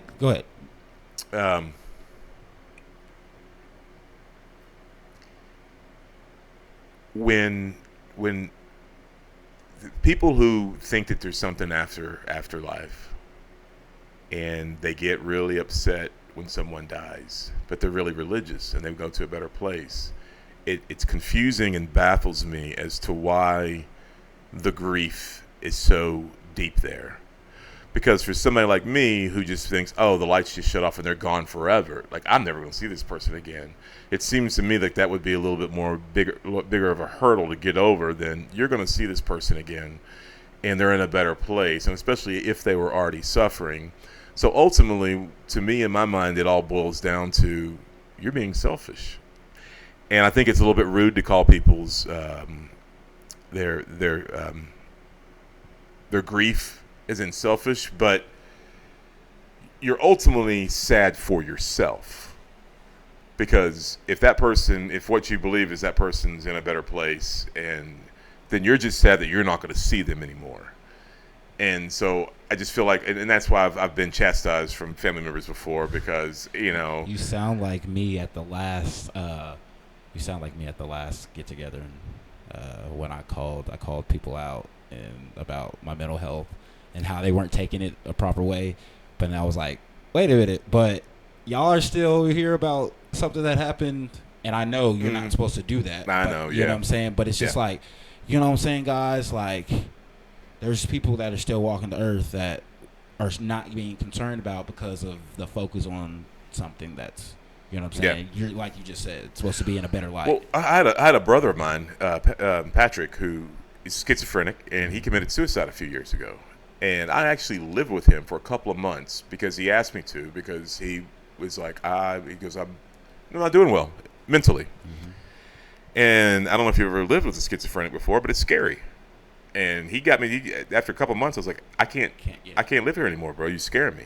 You know, you hearing voices and saying there's people in the room, they're not in the room, and this, that, and the other. You looking under couches for people, and like, don't make them fit underneath the couch, bro. Like, and then about a year after that, he committed suicide, killed himself. And I went to the memorial thing and whatever, and I was quite stoic about it. I was just like, and I understand people being upset and everything, but what really bothered me is that, hold on, all the Facebook posts, oh, my brother this, oh, blah, just all the shit, and it's just like, really? No one saw this coming? It didn't surprise me a bit. I got the call and said, they found Patrick, he hung himself. I'm like, oh, yeah. So it annoyed me that not only you weren't close enough in his life to be able to realize that this is not a surprise. You also weren't close enough in his life to realize, if you think that he's going to somewhere else, he was living a rough life here. It was not good. So if anything, you should be like, wow, you know, he was living in a shithole. You didn't care until you have his attention now because he killed himself. And now you're posting about how much he loved you, blah, blah, blah, this, that, and the other. Just call it what it is. Patrick was hard to deal with. He checked out early. You know, but that's not a very popular way to go about it. But this also goes back to a lot of the things we've talked about. It goes all back to the people I live with right now. I'm doing work in their house. It's a lesbian couple. super nice couple. They treat me very well, and doing some work at their house in the meantime, doing some other jobs. But I can't be around my biological family or my adoptive family because they live in a different reality than I do, and the length to which they are religious and believe in the doctrine of the Bible and so forth and so on is so disparate from my reality that it's difficult for me to be around people who say, in my opinion, crazy things like Jesus could come back tomorrow. Like you think it's like, listen, you think that Jesus is going to ride out of the sky on a horse? That's just crazy to me. I don't know why he won't want to come to this. Well, I don't know why. Well, not only that, if he shows up in Abilene, what are the people over in Townsville, Australia going to do? I remember when I lived in Townsville, Australia for about a year, and that just popped in my head one day because I just remember thinking, I'm on the other side of the world. That's pretty cool. And I just remember thinking, and I wasn't religious or anything, but the absurdities of religion sometimes pop in my brain. I'm like, what if Jesus comes back to America right now and I'm over here? And it was more of a joke I was saying in my head, but I'm like, the absurdity that, and the other thing too I was going to point out earlier about, the religious doctrine, and we were talking about how people pass judgment and this, but you'll about God's nature essentially. And the interesting thing about all the bad things about God that you read about, or the qualities that a lot of the gods have throughout history, are all some of the worst or best qualities of men. Like I don't think that we can conceptualize even a God like in our mind concept, because it would be, I think our minds would be full of too many contradictions to be able to understand what we think a God would do, because a God would never order a genocide on a whole nation of people. Like, that's just crazy. Or tell someone to give up their kids to prove that he believes in something. Yeah. So, but there are very feasible things, like I know in the Bible it says, for I the Lord your God am a jealous God. I'm like, what are you doing being jealous, bro? You got everything. Jealousy. You got everything, How dude. Can you be jealous? You made everything. You got everything. White Matt. There's another quote I heard from somebody a long time ago, and it said, any God worth worshiping would not require it. And I think that's so important. If you're worth worshiping, like some of the most endearing celebrities, well, for me at least, but so you look at someone like Keanu Reeves, very humble man. He's not out there trying to get clout. He's not out there doing anything. He's not showing his ass. He's not driving, he's not doing those things. And if he ever gets a compliment, he's very humble.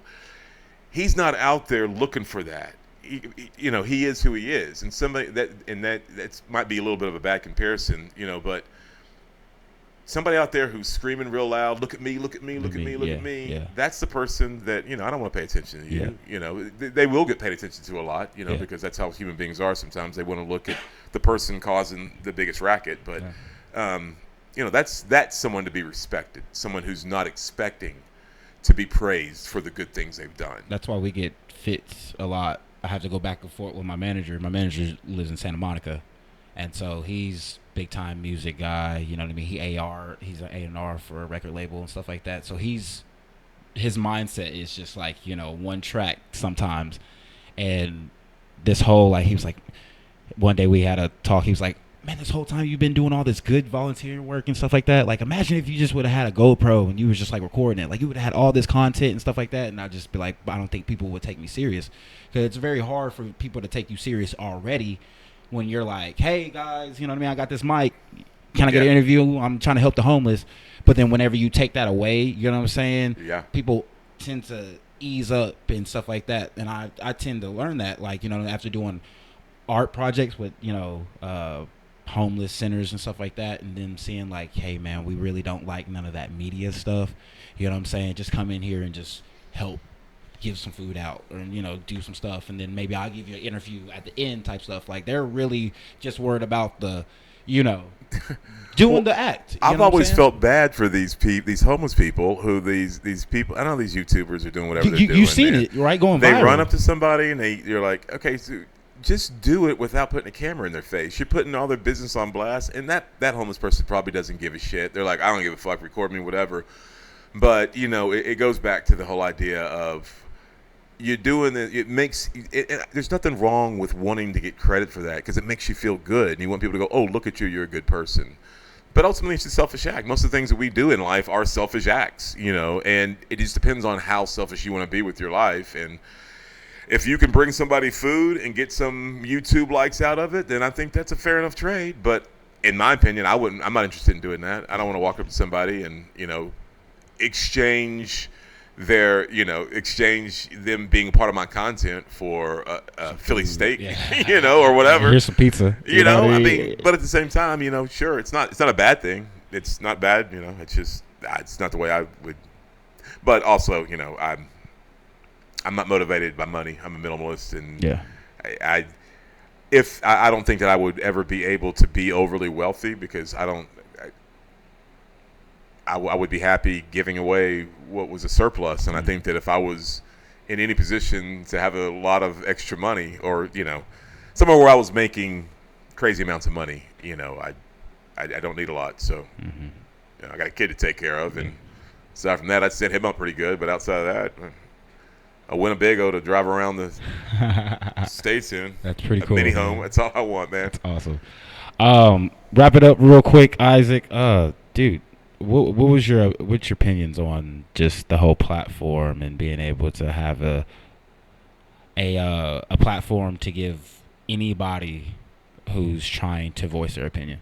Yeah, man, I like it, and also, like I said, I was telling you when we first met, my son is. I actually like seeing your small setup here. I mean, it's very nice. I do that on purpose. But I like the idea that this is feasible, you know what I mean? And it's very professional. It sounds very good. And I think that there's, like we talked about before the show started, there's this idea you got to have like all these bells and whistles and gadgets and stuff. And I think, if you're more focused on the authenticity of your platform and whatever you're, trying to give, people a voice to talk about whatever they are, I think this is excellent. You might find me in competition with you in the next couple of years. Perfect. But this is what I want, though. Yeah. That's the type of person that I've always been. Like, sure. You know what I mean? I've purposely got upset with people because they're like, man, like, I'm like, dude, you have an awesome voice, and they just like you said, you think that you have to have 2 or 3 computers and all this stuff, and eventually, yes, if you're trying to get to the bigger platform and you're trying to get to the next level, you're eventually going to have to evolve to that. But just to start it out and just to get yourself motivated to go, it's not that hard. It's really the effort thing that separates, you know what I mean, the here to there type thing. Kind of like you said, when you do a show and it's 300 people, the next time it's 20 people. Yeah. Like, you have to get over that, knowing, like, okay, this episode might only get so many amount of views. This one might get so amount of views. At the end of the day, I don't care. I'm here for one thing, to up. How's the production? How does it sound? Does it sound good? Cool. So then the next time I have somebody, I'm not worried about it. I don't care about the view count. You're just doing it just to own on your skills. So then you're... Like I try to tell people, you're in the right place at the right time, and you're Ubering in Dallas, Texas, and you pick up Tiger Woods, one of his golf coach, and he goes, "Oh, what are you doing all the way out here? Well, let me follow you on Instagram." And then that leads to 3-4 months later of, "Hey man, I got some work. Here you go. Handle this for me. I'll pay you." And the next thing you know, you're like, "Man, I just worked with Tiger Woods golf coach. Like, this is crazy." And he works with Steph Curry and Seth Curry and all these, NBA players at his house and stuff like that. So it's just like I always, there's this rapper that I listen to, Currency, always says, man, stay ready, dude. You ain't got to get ready. So that's always what I'm trying to do in life. Like, you know what I mean? So then that opportunity comes and it presents itself, and next thing you know. Well, networking is also a tried and true method for getting shit done. But the thing about that is that you have to be motivated about what you're networking about. Mm-hmm. And, the things in my life I've been successful with has just been like being on the scene and being there. Yep. And anytime an opportunity would pop up, boom, I can do that. I can do that, whatever. But yeah, this is something, especially I'm starting to get older now. And I've been interested in doing something on the radio or doing some sort of podcast or something for quite a while now. but I think that the most difficult thing is finding what platform and then getting your content. Seems to be it seems to be quite a laborious process and can be quite time consuming if you want to do it the right way. But also, I think that's why it's also good if you can find someone you have sort of a organic conversation with, and that you can end up being able to create good content and simultaneously, because I'd like to come talk to you at some point. I'd like for you to look into the Anunnaki. Yes. No, I'm definitely. We're definitely going to have you on the show. You're definitely because I'll actually text you some of the sources of the things that or some good people that do some good reviews on it. But it's a very interesting subject. If you've never heard about it, I'm always excited when I mention it and somebody hadn't heard about it before, especially someone like you who's got an open mind and is intelligent and free thinker and whatnot, to look into it, because I'm like, oh, cool. It's like, if someone's like, I've never seen the Fight Club before, I'm like, gotta watch it and come talk to me. Yes. Watch it and come talk to me. I get excited. I'm like, Crazy okay, movie. well, you go and research it and listen to it a little bit, and then next time we get together, we'll talk about it, because that's extremely interesting idea. And then, like I said, I don't believe in anything. I'm not a nihilist, but I mean, I don't put my eggs in any basket really. But if someone put a gun to my head and said, "What do you, out of all the things you've heard, what is the most plausible?" I'd say the Anunnaki. I mean, hands down, I'd be like, well, that seems to be like the best that I could come up with. So, and it can't just be. It has to be something other than just plain evolution. Then, But anyway, sorry, you wanted to wrap up. No, you're good. Hey, dude, you're good, man. We love this here, man. I'm wrapping it up because I don't know what you got going on. I can do this all day. I'm here. I run a radio show. We do radio 4 hours a day. Nice. On Saturdays. So at the end of the day, it's just like I've talked for equivalent of 4 hours. So it's just like, dude, a couple hour podcast episode isn't really that big of a deal for me. How long have we been going? We've done at least over an hour recorded. Okay. Yeah. We've done over an hour at least recorded. And I'm the type of guy, I'm a platform where we put stuff live, we put stuff on Spotify, we run stuff, on our 24/7 network. I'm going to chop this all up. Obviously, I'm not going to be able to use all of this for my Saturday episode that I send to Phoenix, but I'll be able to send bits and pieces of it. We'll be able to send the link to the full. And it's just being able to do stuff like that, you know? Like, I got an event that I'm going to go to Saturday at the People's Plaza, and we're going to go record there. And so it's just being able to, hey, guys, I'm running this just like a regular radio program would do it. I created it from my childhood bedroom, shipped it off to some people. We finally got picked up, and it's just like, we're doing the thing, man. Like, sometimes it's good to get help. Yeah. But then sometimes it's like whenever you want to do something, it's like, dude, I need commercials. I don't have time to be bothering people. I need music for so-and-so, you know what I'm saying? I don't have time. So whenever you meet people, like-minded people, and you're like, oh, yeah, man, like next, tomorrow, if you want to just record something on your phone and send it in, hell, we'll plug it in type stuff. I'm not that difficult, man. I love content. It's not that hard to get, and it's just really the hardest is the production part of it, and that's what I love to do because I'm a producer. So yeah, I was going to say that's the part. Like I said, my son's starting high school next year, and I'm looking to move up to New England at the end of this year, and that's what I'm hoping he's going to the production part because, like we were talking about earlier, some people are good at some stuff, and like I will remain ignorant on that portion for as long as I can. Yes, sometimes you have to get until like you said, you start recording, and then maybe your son can't be there that episode, so you got to learn how to record and engineer yourself, or send it off type stuff. So it's always more than likely what will end up happening is that I avoid things that aren't just come naturally easy to me, and not that I've even actually given it a good shot. Yeah, I'll probably find myself in a situation where I'm needing to do it. I'll probably find it to be interesting, and I'll probably end up liking it, and this, that, and the other. But yeah, this is definitely something that I would like to do in my twilight years. Twilight years. I'm not that old, but it's there's plenty of opportunities. But like I said, gotta love what you're doing. Gotta love what you're doing.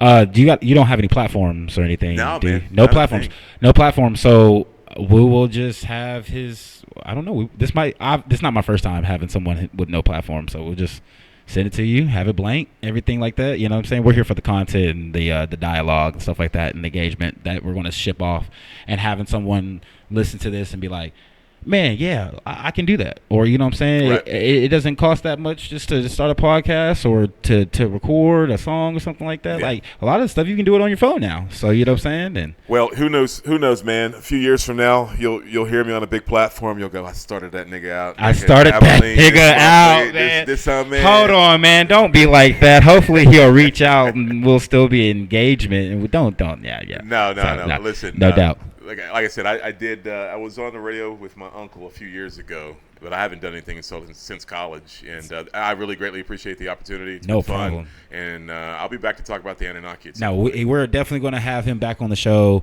whenever he wants. He has an open door policy. We have an open door policy. Once you come in, man, whenever you want, man, just let us know. Right on. We'll get you plugged in. 325-704-0099 is our radio hotline number. You can send all the music requests there. If you have any homelessness issues, mental health issues, if you're just needing somebody to talk to, rant, if you need somebody to cuss out, you can cuss that number out right there. Call that number, leave a voicemail, send a text, birthday requests, any upcoming news, anything you want to plug in, we'll get you guys. Okay, Isaac, appreciate you having on the show, man. Thank you No very doubt. much. Appreciate Can't it. wait till the next time. It's your boy DJ Jesus Warhol. We are here. Y'all guys wait for the 5-second drop, and then I'll come back and I'll do the closing. Okay, guys? Appreciate you. Do you have a community event coming up and want some free publicity? Then write this down. Free radio ads at Windermere.com. Windermere Real Estate is happy to get the word out for you with free radio ads. Just send your information to freeradioads at Windermere.com. Chicken FM. The voice of car insurance call centers, man. The DJ Cook. Call center chickens often ask me about SwiftCover.com. Like, how could they give a quote in under 60 seconds? Why don't they have call centers? And why are they so cheap? Those kind of questions scramble my eggs, man. The answer? SwiftCover.com is so price confident that if you can find cheaper car insurance in 14 days, we'll give you all your money back. Get Swift Covered today with SwiftCover.com car insurance. Minute quote for broadband users. Excludes Northern Ireland. Conditions apply. Ugh, I hate these big-ass prices. Sounds like you could use some big-ass savings. I'd love some big-ass savings. Kmart Shop Your Way members save 30 cents a gallon. 30 cents a gallon? That's a big-ass discount. Big-ass discount. A really big-ass discount. Really big-ass discount. Honey, this solves your big-ass problem. Totally solves my big-ass problem. Dad, look at that big-ass truck. Big-ass man. Hello, big-ass man. Shop Your Way members get big-ass savings. Save 30 cents a gallon when you spend $50 or more at Kmart. Creating your own custom suit from Joseph A. Bank is easy in every way. You design it the way you like it, and we'll craft it the way you want it. Expertly tailored to help you look your best at a value that makes you feel your best. From selection to stitch to store. That's the Bank way.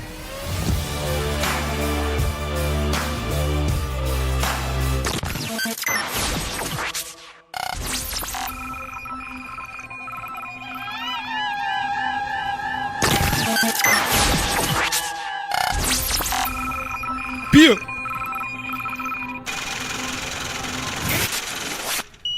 Gang, gang. You already know who it is, your boy DJ Jesus Warhol. This episode was recorded June the 5th, 2024. All of our sponsors are non-affiliated, except for the ones that are affiliated, so please do not hit my email up on that fuck shit. Appreciate you. Thank you. We out. Beer. Stop!